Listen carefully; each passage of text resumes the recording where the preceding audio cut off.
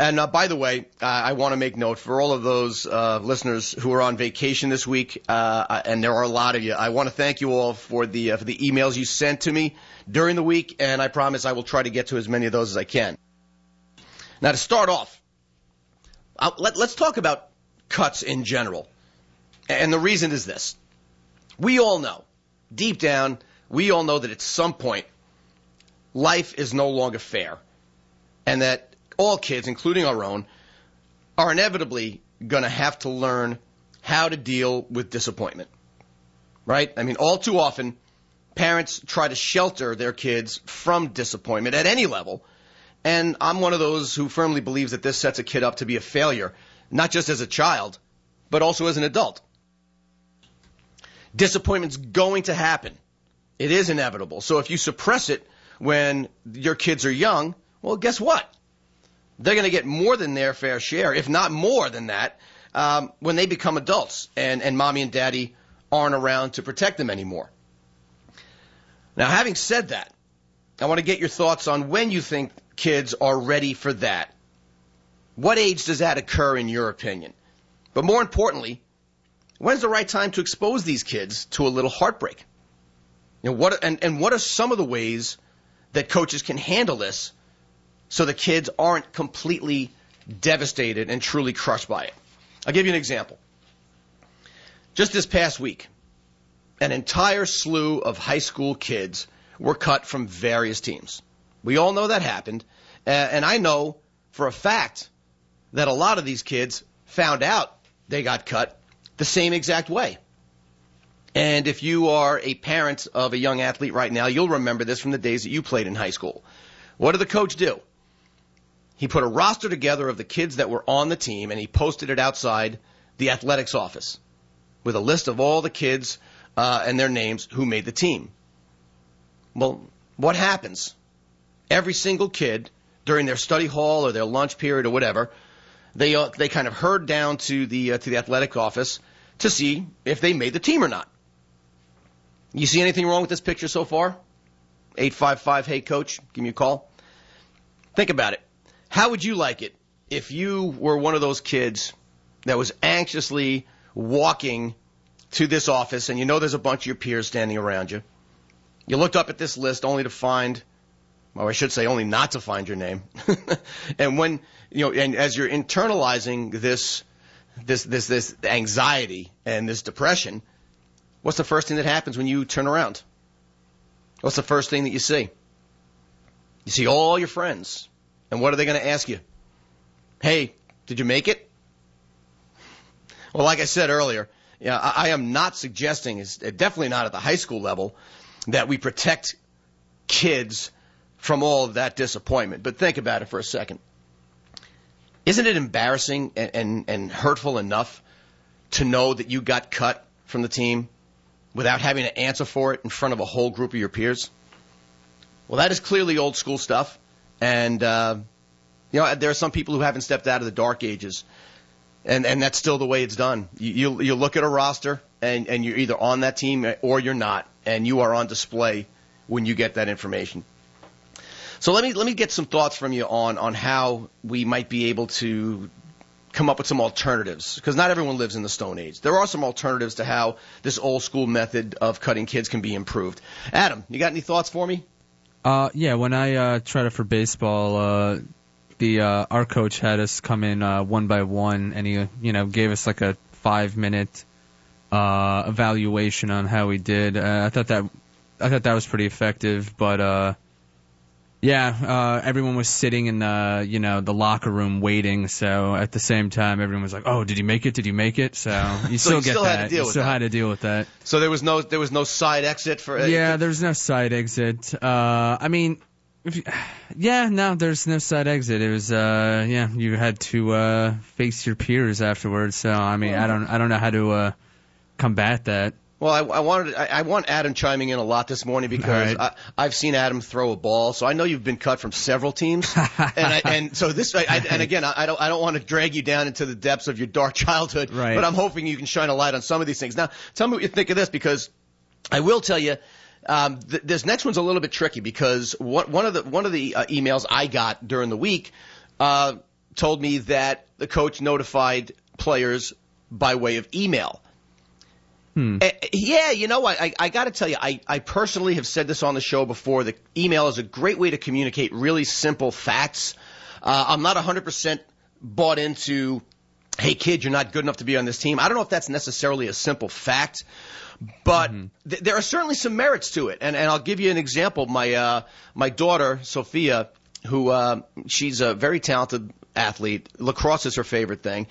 She was chosen to try out for, I guess we're not, well, I can say it's my show. It's called, they're calling it a select team, where the 7th graders are allowed to try out with the 8th grade girls, and they're basically putting together kind of the hometown powerhouse. So I don't mind saying I was very anxious during the tryouts because I know she's good. At the same time, she's trying out with a bunch of older girls. Long story short, when the kids tried out, they were each given a penny with a number on it. And what I did like about the email is the email simply went out to everybody, and it didn't say, here are the girls who made the team, or your kid got cut. The coach did something pretty unique. He simply said, here is the list of jersey numbers for girls who made the team. So even as I'm reading that email, I personally, my kid was in school, and I couldn't wait to see if she made the team. I had to go up into her room and rummage through all her clothes to find that practice jersey. It took me about 20 minutes, but ultimately I saw her number, and she did make the team, and I thought that was great. Having said that, the other thing that's interesting about doing this in terms of email is you are not faced with that walk down death row when you come out of that locker room or when you go to look at that roster. You're not faced with the, hey, Adam, did you make it? No, I didn't make it again. Now, I do think that part of what your coach did is certainly the ideal way to handle a cut because everyone talks about the cliche that Michael Jordan didn't make his varsity team I guess it was as a freshman. You can either take that information and cower into a corner and quit and cry, or you can take some realistic constructive criticism. So I always suggest when I do a coach's seminar, the first part of what you said happened, Adam, I always suggest you should have an individual sit down with every single kid.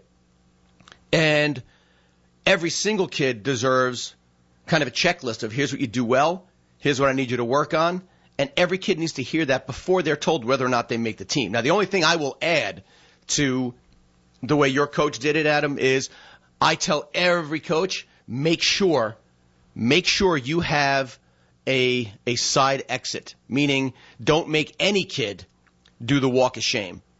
Do stage the discussions in such a way that a kid they're all waiting in some area, they'll come and see you, they'll get their constructive criticism, they'll find out if they made the team or not, and then there's kind of just a one-way street, and then there's a fork in the road. If you made the team, get ready and go to practice. If you didn't make the team, see you later. There's really no nice way to tell a kid you're not good enough, but at least this way you're going to save some embarrassment and some humiliation. All right, listen, 855 Hey Coach is the number here in the studio. I'm going to start getting to some of your calls, and then I promise I'll get back to some of those emails. Apparently, we've got Mark calling in from Westchester. Hey, Mark, good morning. You're on Hey Coach Tony. How we doing? Hey, good morning, Coach Tony. How are you? Thanks for having me on. My pleasure. What do you got for me? I have this dilemma, Coach Tony. Coaching young kids for a few years up in Westchester. Mm-hmm. T-ball and rookie ball, 5, 6, 7, 8-year-old kids. We're at a point where we have a rare crop of kids, about 12 to 15 7-year-olds, who got really good. And I've been with them for about 4 years and seen them in the league throughout the past 4 years. Anyway, we're at a point where some of these kids really deserve to play summer ball, and they want to play summer ball. So I got together with a couple coaches over the last fall season of rookie baseball, where the parents and the coaches are still pitching to the kids. And now, I'm going to just clarify. You said pitching with a P. Yes. Okay. Sorry. That's okay. I'm in the car, Coach. Anyway, the kids legitimately could play baseball and deserve to play travel ball. Okay. So I discussed it with a couple of the coaches that are my counterparts, and we went to the town. We went to the commissioner, and we said, look, Commish, we've been coaching in the league for the past 4 years, and there's at least 15 kids that really want to play summer ball, and you don't have a UA program. Mm-hmm. So we asked them, and we said, there's definitely an interest with the parents, and what do you feel about it? And he basically said it's not happening. He vetoed the idea. He didn't give any consideration at all. So what do, Coach? Then we think outside the box, and during the fall and in the winter, we get together. We get together a bunch of the kids, and we start a little clinic, and it's open to the entire league. Mm-hmm. So the league coordinator basically got a facility where we could bring the kids and train them all winter, like it's a travel program. In the entire league, it's open to the entire league. And what the facility did, and the coaches there, they segregated the kids that are a little more advanced with their skill set. Mm-hmm. The bottom line is there's 15 kids that want to play. Yeah. There's 15 kids that deserve to play, and there's 15 families and parents that want to commit. Mm-hmm. So we go back to the town again and ask the commissioner, would you be open to accommodating and doing a UA travel? And he, again, says, no, it's not happening. So we go outside the box and we form our own team. Okay. And here's the thing, Coach, to sum it up, all the parents committed, the kids committed. They're not able to play in their own town. Some of them can't play for another 2 years. And it's not fair to them because they really are advanced and they have really good baseball talent. Now we're getting a lot of slack from it sounds like you did the right thing in town. So I'm sorry, I was going to say, it sounds like so far everything seems fine. What's the problem? Well, the problem is this. Now we formed our own team outside because the town wouldn't allow us to play within the league and within the town facility. So we can't use the parks. The commissioner said it's not happening, and we got the facility to sponsor us Mm-hmm. and put the insurance up, and we started our own team. So now the problem is this, Coach. Yeah. Parents and people within the town are chirping and are upset that this team formed out of nowhere, and they didn't have an opportunity to try out. And a lot of people within the organization on the board, they're all saying, what's going on? Who are these guys starting their own team, and why are they doing it? And we look like the bad guys, Coach. Well, it depends on whose eyes, because I will tell you, the only thing wrong with the story that I just heard is that you weren't allowed to put together a team under the umbrella of your own town. I mean, do I think kids, in general, what I say, do I think kids should be playing travel at 7, 8 years old? I got to tell you, no. But you know what? If you have a group of kids and they're talented enough, and the parents are signed up for at that age, yeah, we're going to try. We're going to drive around on our weekends, and you got a sponsor, you got insurance, and the only thing you need is your town to chip in with the fields. Unfortunately, your story is not very uncommon, and B, this plays right into kind of what we're doing with the rest of the show, which is the whole political landscape behind this time of year, because you're not the first person who wanted to do something in the best interest of the kids that got a door slammed in his face. I mean, and as for, here's what you do, Coach Mark. You got to pick your battles. But if you find out, first of all, no one's going to have the guts to confront you personally because people don't do that. But if someone wants to talk about what happened, you simply tell them the story. Guess what? The reason there were no tryouts is this isn't a town team. We were told no.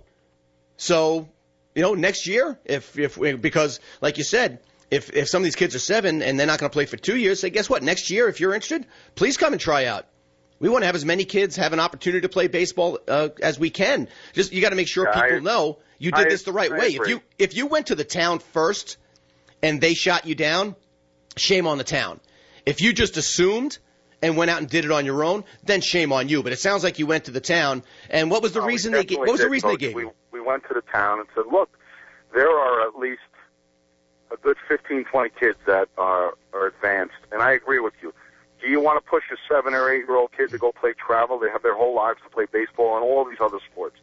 And I know we all, as parents and coaches, sometimes overschedule the kids. But here, in this instance, there's a good 15 kids that if you saw them and said, wow, how old are they? 8, 9?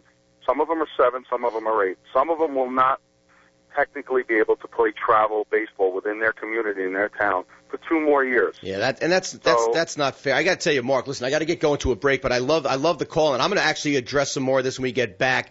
But I'm going to have to let you go because, unfortunately, this is all too common a story, and I'm going to finish up on this point when we get back from break. But I got to get rolling here. You're listening to Hey Coach Tony. Stick around. I'll be right back. Coach Tony. Hey, welcome back, everybody. You're with Coach Tony this Saturday morning, and every Saturday morning live at 9 a.m. Eastern. Want to remind you, you can listen on the air at AM 940 and 1510 ESPN Radio in New York and Connecticut. You can also listen live on iHigh.com, and you can always find the links on HeyCoachTony.com. Before the break, we got a call from Coach Mark, who went through what is just all too familiar a scenario. Whereas you got a group of kids who just want to play, and you have a group of parents that are signed up. I really want to know why are there so many politics involved? And you know what? I don't know, and maybe Mark is full of it, and there was a reason that somebody gave. And if you're listening and you have that story, call us at 855-HEY-COACH. But the bottom line is this. If you have a group of 2-year-olds who are capable and want to go play, as a town, you know, it's not your responsibility. It is your obligation to find ways for kids to play, not to find reasons to keep them off the field. A lot of in-town programs, especially at that young age, I will tell you this, and I don't want to read into what Mark was saying. A lot of kids are talented at that young age, and they can hit live pitching, and they can pitch, and the rest of the in-town program is hitting off a tee, and these kids are bored to tears. You know, if you keep kids like that group of kids, if they are as good as Mark says they are, you keep those kids from playing, all you did was you did a huge favor to the lacrosse program, because those kids are going to quit baseball long before they're 13. Put a lacrosse kid in that stick's hands, in that kid's hands, that's a fun thing to do when you're told you can't do anything else during the summer. All right, listen, we're going to get back to some of your calls at 855-HEY-COACH. It's 855-439-2622. Apparently, let's go to Steve, who's calling in from Michigan. Hey, Steve, good morning. You're on Hey Coach Tony. How we doing? Hey, Tony, I'm doing great, man. I tell everybody in the coaching profession about your show. We've been talking a lot about it on Twitter and Facebook, and I want to tell you you're doing a tremendous job. Thank you very much. And I got to tell you, Michigan, you're doing a good job spreading the word, because it seems like every week we got somebody calling in from Michigan. But what do you got for me, Steve? It's 'tis the season, brother. What do you got? Well, Tony, I was listening to the start of your show when you guys were talking about, cutting athletes at the high school level. And Tony, to me, out of all the things that I do at my job, coaching the boys' high school basketball team here at East Lansing High School, the hardest thing, Tony, on my list of things to do is cutting a kid in November when we have tryouts. It pulls at my heartstrings a little bit. You see kids who work really hard, and it's just unfortunate that we can only take X amount of players. And, the way you go about it, Tony, what you guys were discussing on how you let these athletes know, what I love at our high school, Tony, is after the 3rd or 4th tryout of the week, we bring the kids in one-on-one, and we talk to them. And I've had kids actually cry from getting cut, and you try to explain to them the situations. If they're juniors, they have another chance. Unfortunately, if they're seniors, Tony, they got to move on. But it's a great topic, Tony, and I really feel it needs to be addressed. Well, let me ask you this, Steve, while I got you. Basketball's a unique animal. How many kids do you carry on your varsity team? Well, the last 2 years we've taken 13 and 12 players. We haven't had many tryouts, so I haven't had many to cut. Well, yeah, but you know what? 13. The reason I ask is I know there are some schools that will carry, and football is another good example of this. And let me know what you think. If you're ever down to a situation where you're literally, you've got 8, 9, or maybe even 10 kids that you would say were players that are that cutoff point where you would say a kid gets cut, what would you think about carrying a couple of extra kids to let them train? If nothing else, it helps you scrimmage during practice. I know a lot of football coaches will carry football, they don't cut a whole lot of kids unless they think you're going to get hurt. But a lot of kids, and I don't want to say are relegated, but just bear with me on that term, to the scout team, where kids are given game situations, they're given the training, they're given the ability to grow and get stronger and get faster, improve on the game. So it's not just, hey, go work on your own. you're not on the team, you're not going to dress for games, but you're going to work out with us during the week, during the whole season, and we hope that next year you make the team. I mean, is there room for that in something like basketball? Absolutely, Tony. We actually had a situation this year where I told two kids, they were actually the 13th and 14th guys. I said, listen, you guys won't get in the game, but if you come to practice every day, work hard, you'll be part of the team. Tony, kids today, what I'm finding and talking to other coaches and parents, everybody wants to play in the actual game on Friday night or Tuesday night, whenever your schedule, plays.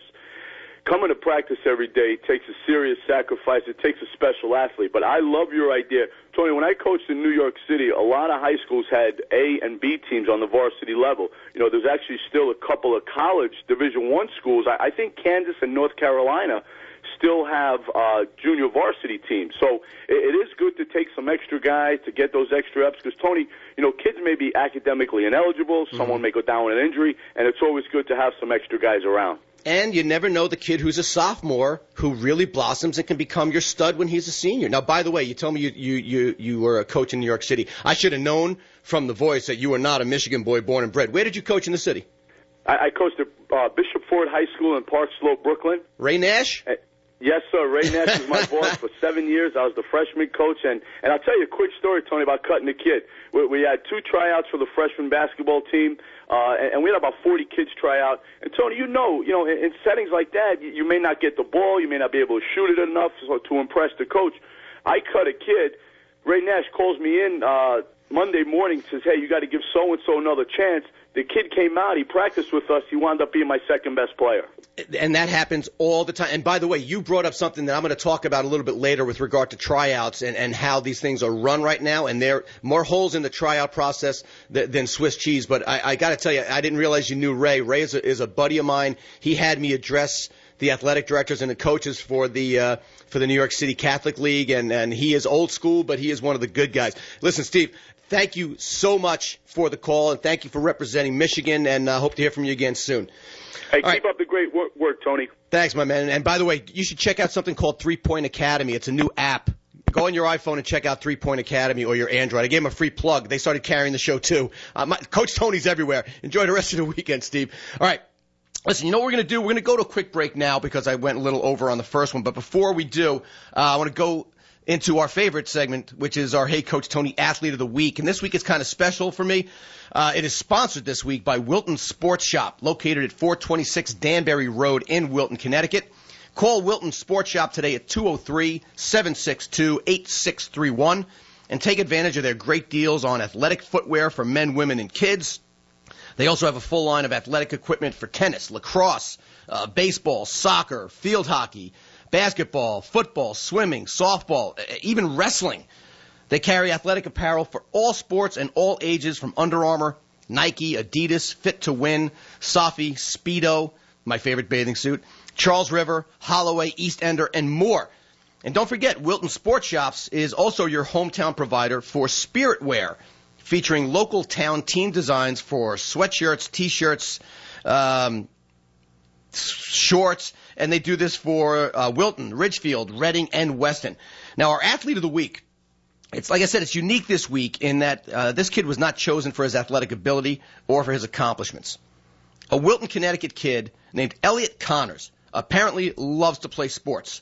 But what sets this kid apart is he wants as many kids as possible to be able to share in his love of sports. That's why he organized a soccer tournament at Middlebrook Middle School to raise money for the Adaptive Sports Center. This is a nonprofit that helps people with disabilities participate in outdoor sports. This 5-day tournament last year raised more than $400, and Elliot was hoping this week to collect at least $500. If anybody's got any information on how well they did at the tournament, please call the show at 855-HEY-COACH. By the way, you know what else is pretty cool about this kid? He's only in 8th grade. Only in 8th grade. Kid's doing his little bit to change the world. Well, according to Elliot, and I quote the kid, sports have played a big part in my life. Soccer, running, and baseball. And if other kids couldn't participate in that, well, that's just a shame. The Adaptive Sports Center is working so hard to make that possible for kids, and I really felt it was such a worthy cause that I think we can make a difference here at Middlebrook. Well, make a difference you did, kid. More than 60 kids signed up for this second annual tournament. Elliot Connors is a student at Middlebrook and an active member of the student government. Loves soccer, plays for the 8th grade Wilton A team, and we're going to talk about A and B teams later. When he heard Wilton residents participated in events organized by the Adaptive Sports Center, he decided to spring into action. So he said he's going to continue to work for this cause when he goes to Wilton High School next year. Kid also plays the trumpet, piano. He's a member of Boy Scout Troop 125. Quite an extraordinary young man. So, Elliot Connors, take a bow, kid, because you are the Hey Coach Tony Athlete of the Week. Now, I want to remind you, the Hey Coach Tony Athlete of the Week was sponsored this week by our buddies at Wilton Sports Shop, again located at 426 Danbury Road in Wilton. Call Wilton Sports Shop today at 203-762-8631. Take advantage of their deals on athletic footwear for men, women, and kids. Check out their full line of athletic gear for tennis, lacrosse, baseball. So I'm not going through that whole list of sports again. Anything sports-related, they've got it. They also have apparel for all sports and all ages, from name brands like Adidas, Nike, Fit to Win, Under Armour, you name it. And like I said, I said earlier, they are your one-stop shop for spirit wear. Spirit wear, if you're an idiot like me and didn't know it until this week, that basically means when you wear your high school's name on your sweatshirt, your sweats, your shorts, your hats, and they have a full line of all that stuff. So get your butt down to Wilton Sports Shop, 203-762-8631. And I want to thank you guys again for nominating Elliot Connors is our Athlete of the Week. And if you want to nominate someone for Athlete of the Week, just email me at heycoachtony@gmail.com or post it up on the Facebook page at www.heycoachtony.com. You're listening to Hey Coach Tony. Stick around. I'll be right back. Coach Tony. Hey, welcome back, everybody. You're listening to Hey Coach Tony. Before the break, we had a nice call from – it's always nice to walk down memory lane, and I haven't mentioned my buddy Ray Nash's name. I almost said Steve Nash. Ray Nash, the athletics director at Bishop Ford. Great guy, a definite advocate for the kids, and he's certainly doing it the right way. And, during the break, I got a couple of emails in, and I want to start getting to some of these, but we will still take your calls at 855-HEY-COACH. That's 855-439-2622. But I want to get to some of these. This one comes to us from Scott in Newtown, who writes in and says, "Hey, Coach Tony, we just completed travel tryouts, and I wonder what you think about outside evaluators who are brought in to help pick the teams. Like everything else, I'm sure there are good and bad points to this, but what's your opinion?" Well, Scott, that's a great point. I wasn't even going to touch on that, but I'm glad you brought that up. Those of you who don't know what Scott's talking about, there is a trend that has recently developed, whereas towns that hold tryouts for their own travel team bring in these outside, objective, third-party guys to evaluate the kids. The positioning here is that these are people who don't know the kids, and so they have no agenda, and they can be completely objective about the tryout. Adam, at surface level, what do you think about this notion of having outside objective guys coming in to judge the kids? I don't know. I feel like ultimately it should come down to the coach making the decision, but I mean, I don't know. I'm not really a big fan of that. Well, let me tell you this. And by the way, Adam, very impressed with your answer. I was expecting the typical, wow, isn't it great that we can be objective and everyone's looked at the same way? I was really expecting you to totally poop the bed on that one. But wow, you're getting good at this, kid. Oh, all right, well, thanks. let me tell you this. That while there is indeed, and this is going to talk to your point, Adam, while there is indeed a level of objectivity in using these outside evaluators, fact is this. Whether it started or for the right reasons or the wrong reasons, the fact is this practice now thrives. And let me explain to you why it thrives. If you want to chime in on this, give me a call at 855-HEY-COACH. But this methodology of outside objective evaluators thrives now because it takes all the accountability away from the coaches. Even though most of the time the coaches still do have final say over who makes the team and who gets cut. If anybody's got experience going through a tryout with an outside evaluator, give me a call, 855-HEY-COACH. I will say this, at a high level, it does seem to make sense because it is true. An outsider has no favorites. They don't get wrapped up in the politics of that given town, and they most certainly do not have to answer to any angry parents who want to complain that their kid didn't make the team. But my question is this. Is there a downside to using these outside evaluators? And is this objectivity that you achieve, is it really the goal, or is there more to this question? Like I said, 855-HEY-COACH is the studio line, and I want to get some of your thoughts on this. In fact, I believe we got our buddy, we got Joe from Brookfield who's calling in on line 3. Hey, Joe, You're on Hey Coach Tony, my man. How we doing? Tony, is this the kinder, gentler Tony? Am I calling the right show? You sound like my wife. Let me explain to you. Now, Joe is referring That's to. gotta be a compliment. I know you have good taste. Listen, I am overall. I'm a good guy, and Joe is referring to the unloading I did on this woman last week on the show. So rest assured, I am a kind, gentle man. But try to hose me and do it in an underhanded, zero integrity way, and I will shred you for the pig of a human that you are, my brother. But let's get back to, because I will tell you, this woman is trying to seed a little feud to get herself some publicity. So I'm not going to mention her name or her website. And you always got something good to add, Joe. So thanks for the cheap shot this morning. Thank you. But what do you got? What do you got for me? I was more referring to the idea that and I think Scott's email led me right into it. Most of the time, how about the fact that most of the time the coaches get it right? How about the fact that most of the time the coaches are right on the money, they're doing it with the best intentions, and then we didn't even touch on the idea of the parent picking up the phone and going crazy for their kid not making the team. I mean, that's the angle that concerns me. I mean, I think it's far more rare that the coach gets it wrong, has an axe to grind. These coaches are trying to pick the best team. I don't disagree with you, and I think you're speaking through the voice of the high school coach. And yes, high school. Yeah, and in all fairness, you guys are paid to win.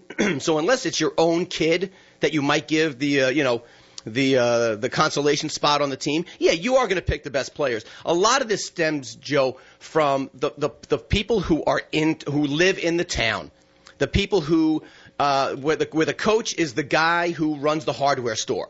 And because he goes out drinking at the local watering hole with these three guys, their kids are going to make the team. Or in a lot of cases, guess what? The guy who gets anointed, the grand, high, exalted, mystic ruler of the travel coach, his kid stinks. And he automatically gets a spot. And then what do you tell the kid who everyone knows is better? The independent evaluators know the kid was better, yet he is either cut or relegated to the purgatory that is known as the B team. I mean, that's really what we're talking about here. What do you think of that? I guess I'm a little naive in those matters. I still think people are going out for the best intentions. I've never been experienced that, so you're probably right. I don't know anything about that. How old are your kids, Joe?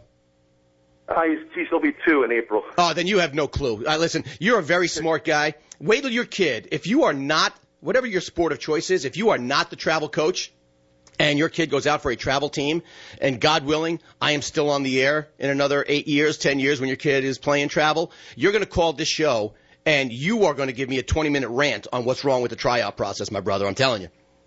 And I don't know what's better, to be the coach or to be and face that kind of fire and that kind of skepticism, or to kind of subject your son to the other side. Well, and you know what? And like I said, that's why this time of year people are facing this one every single day. But yeah, you guys at the high school level, you certainly have my vote of confidence, because I know that. I very rarely do I meet a high school coach who doesn't want to pick the best kids and hates. How do you feel when you got to cut a kid, Joe? We did it yesterday. We actually the modified program where I'm coaching. I'm basically an assistant. I'm working on a different level, but I'm there for supervision, for another set of eyes. Just like you said earlier, we meet with every kid. The head coach sits them down, tells them his strengths, his weaknesses. I mean, he had to cut 20 kids yesterday. Wow. So. It's a tough. It literally changes your weekend. You feel bad. You feel down like the kids do, but you know that you're coming from a place where you did the right thing. And yeah, so I mean, like I said, a high school coach never wishes they could carry everybody. And you know what? I got to tell you, there's a fine line, because in theory, as long as you got enough uniforms, I guess you could carry 35 guys on the baseball team, but you just know that kid's going to be more miserable. It's a rare kid that says, "I'm happy to practice all week and know that I'm never going to play an inning." That's a tough thing to do. It's a very, very rare kid. Yes, it usually leads to disaster. It leads to unhappiness. It leads to discontent. It leads to kind of corrupting the other team, whether they want to or not. It's not manageable. I mean, it's to have 35 guys on a baseball team. Even if you had a B team, it's not like you're cutting kids that love the game, play 7 days a week, and are very talented. You're cutting kids that aren't good enough to be on the team, and it's just kind of an unfortunate consequence of providing a safe environment. Yeah, and you also open yourself up to, no matter how you position it, if a kid is in a uniform and never plays, that phone's going to ring, and it's Mr. Oh, Fiorino. yeah. It's Mr. Fiorino, ready to bite your head off. Hey, Joe, as always, man, some great thoughts. Appreciate the calls, man. Enjoy the rest of the weekend. You too, Tony. All right. And listen, that's what it's really all about. There are differences between the younger kids and the high school programs. And let's face it, at some point, if you think I am that kinder, gentler Coach Tony, well, hear this part here. At some point, and I think when a kid starts playing for school, in my opinion, that's when you start cutting kids. And that's when kids have to grow up.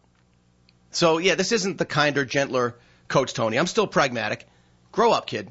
If you're crying because you love the game, hats off to you. If you're one of those kids that's going to cry and go run to mommy and then go get a lawyer because you got cut because you're just not good enough, there's no room for you. You're part of the problem, regardless of what the soccer mom said last week. I'm not part of the problem. You are. All right, 855, hey, Coach, the studio line here.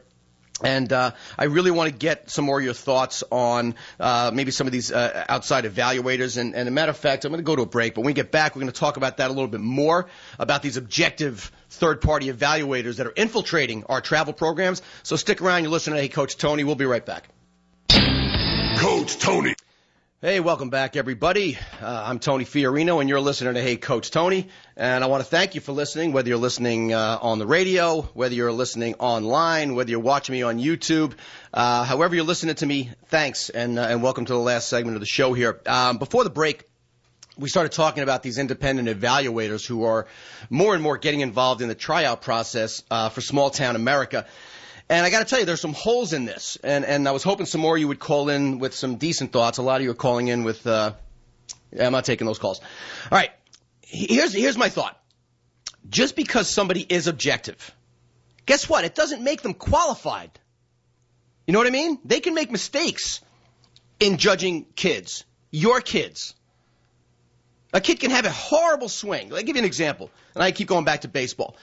A kid at 9, 10 years old can still have a horrible swing, but you know what? Off a pitching machine, the kid maybe hits the ball a ton. And guess what? That doesn't translate into how a kid's going to play every day.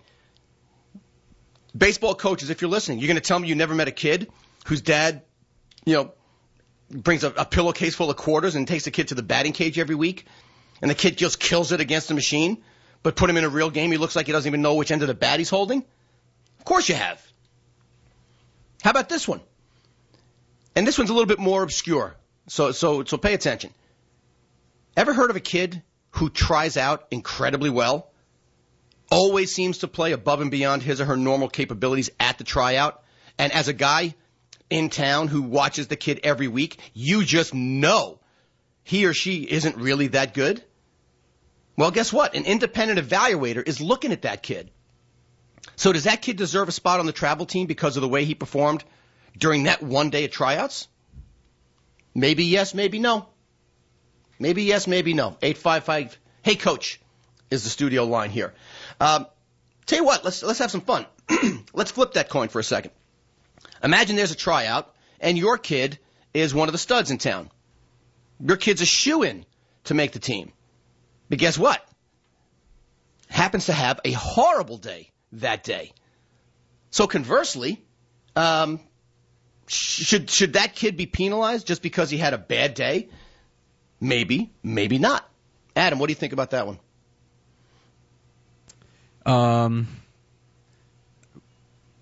Trying to think. So the kid has one bad day, and I mean, it's a lot of pressure. Yeah, I know, especially since you got the last one right. Way to redeem yourself. I know. I'm just like, you're putting the pressure. You give me a harder question here, dude. You're almost a sidekick now. You got to be on your toes. Independent a great kid has a crappy tryout. Yeah. Should he get cut? No, it's a tough. I mean, It is a tough one, isn't it? Because guess what? The parent of the kid who's not that good and had a great tryout, you know what they're going to say? Well, of course my kid should make the team, and of course the other kid should get cut. But if you're a coach who has now put the tryout process in the hands of an independent evaluator, forget about if it's your kid. Mm-hmm. I want that stud shortstop. And I know he's probably one of the better players on my team. But because he had a lousy tryout, the independent evaluator says, no, that kid's on the B team. I don't know. Yeah, that's. I mean, I don't know. That's a tough one. I know you used up all the good brain cells in the first segment, but while Adam is mulling this over, trying to redeem himself, I'm trying to think. Let me get to an email because it's kind of related. John from Ridgefield wrote in and asked, "Hey, Coach Tony, here's one that eats me alive, and I know it happens everywhere. My beef with the tryout process has less to do with the kids and more to do with the coaches. Do you think there should be a process in place to choose the travel coach? A lot of towns just seem to pick the next dope in line who's lived in town the longest, and each year there are very qualified guys who are forced to sit in the stands and watch these bozos make simpleton mistakes that any qualified coach would just never make. I think it stinks. What do you think?" Well, I'll tell you what I think. I think it stinks too, John. You're right on this one. Now, of course, this doesn't happen everywhere, and I think as Joe alluded to, there are very good coaches. And yes, I'm very aware, in case you're wondering, that this guy, John from Ridgefield, might just be some frustrated guy who wanted a coach and got passed over. But let's put that aside for a second and address John's concerns because they're legitimate. There are indeed towns that consider how long you've lived in town as the primary criteria for picking a coach. It stinks, but it's true. Are we ever going to change that? Guess what? No. The towns that do that are always going to do it. But let's have some fun here and discuss some ways that you can choose a coach so it benefits the kids the most. Here's my thought on this. Actually, you know what? Before we go to my thought, I think I tell you what. We got Eric who's calling in from Westchester. Eric, you're on Hey Coach Tony. How you doing this morning? Hey, Coach. How are you? I'm great, man. What do you got for me? I'm just listening to you. I caught the show a little bit midstream here, and I'm just listening to you talk about the travel selection and independent evaluators and stuff. And I think you hit it right on the head. I mean, I think a lot of these programs bring these outside evaluators in because they want to be able to, they have to socialize with the same people in the town, and they want to be able to put their hands up and say, hey, I didn't pick them. We have an independent evaluator, and it's a professional group, and and all that on the surface sounds right, but the sample size that these guys are looking at is just not the same thing that the coaches and everybody sees season long. And like you said, someone has a great tryout, and they make the A team, but you know that kid is going to struggle out there. And then when you get into just because they made the team, doesn't mean that they're going to play every single game and they're going to play the positions that they want. And at the end of the day, the kid suffers because he's placed on a team where he's not put in a position where he can succeed. And, maybe at 10 or 11, they're happy that they're on the A team, but that's not going to get them better over the course of time. It's not about 1 year. It's about, getting them ready for, the developing, getting them ready for high school. And it would be much better for that kid, although he may not like it at 10 or 11 to be on the B team. But on the B team, he may be the stud. He may play the positions he wants to play, and he'll develop. And that's really, at the end of the day, what it's all about. Eric, stay on the line because I want to run this past you because I got one other email that simply asked, hey, Coach Tony, would you rather see your kid play more on the B team or sit the bench on the A team? And you just nailed it. And by the way,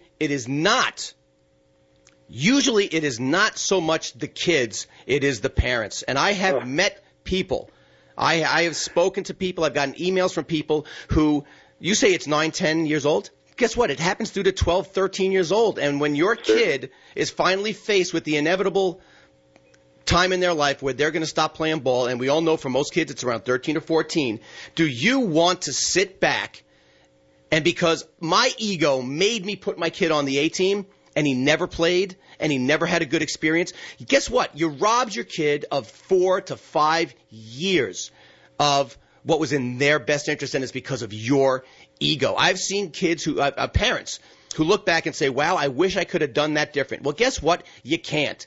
And Eric, if you listen to, and I know you listen to the show a lot, you know my thoughts on the B team, and I'm going to tell my favorite story that everyone's heard 100 times. It goes back to last year when I coached football. I was begging for someone to start a B team, and people used to come to me and say, yeah, you want a B team so your kid who's a stud can be a bigger stud on the A team. Well, guess what? My kid in football wasn't a stud. He was the kid who belonged on the B team, and he didn't have a place to play and develop. So they finally said, well, guess what? First, we're going to have a B team, and guess what now? You're one of the coaches. And I went into it with incredibly realistic expectations, and there was a group of young kids who just loved the game of football and wanted to get exposure. And I'm shortcutting this.